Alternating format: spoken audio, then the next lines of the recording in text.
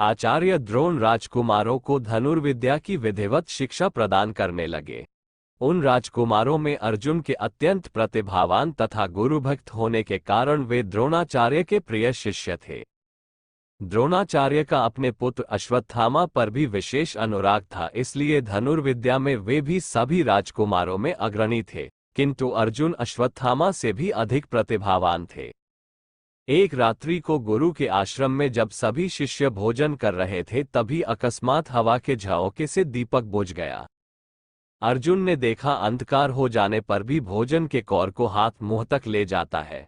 इस घटना से उन्हें ये समझ में आया कि निशाना लगाने के लिए प्रकाश से अधिक अभ्यास की आवश्यकता है और वे रात्रि के अंधकार में निशाना लगाने का अभ्यास करना आरंभ कर दिया। गुरु द्रोण उनके इस प्रकार के अभ्यास से अत्यंत प्रसन्न हुए। उन्होंने अर्जुन को धनुर्विद्या के साथ ही साथ गदा, तोमर, तलवार आदि शस्त्रों के प्रयोग में निपुण कर दिया। उन्हीं दिनों हिरण्यधनु नामक निषाद का पुत्र एकलव्य भी धनुर्विद्या सीखने के उद्देश्य से द्रोणाचार्य के आश्रम में आया, किंतु निम्न वर्ण का होने के कारण द्रोणाचार्य ने उसे अपना शिष्य बनाना स्वीकार नहीं किया। निराश होकर एकलव्य वन में चला गया। उसने द्रोणाचार्य की एक मूर्ति बनाई और उस मूर्ति को गुरु मानकर धनुर्विद्या का अभ्यास करने लगा। एकाग्रचित्त से साधना करते हुए अल्पकाल में ही वह धनुर्विद्या में अत्यंत निपुण हो गया। एक दिन सारे राजकुमार गुरु द्रोण के साथ आखेट के लिए उसी वन में गए जहां पर एकलव्य आश्रम बनाकर धनुर्विद्या का अभ्यास कर रहा था। राजकुमारों का कुत्ता भटक कर एकलव्य के आश्रम में जा पहुंचा। एकलव्य को देखकर वह भौंकने लगा।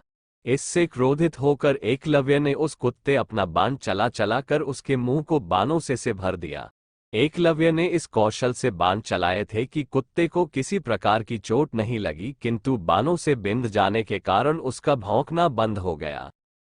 कुत्ते के लौटने पर जब अर्जुन ने धनुर्विद्या के उस कौशल को देखा तो वे द्रोणाचार्य से बोले, हे गुरुदेव, इस कुत्ते के मुंह में जिस कौशल से बाण चलाए गए हैं उससे तो प्रतीत होता है कि यहाँ पर कोई मुझसे भी बड़ा धनुर्धर रहता है।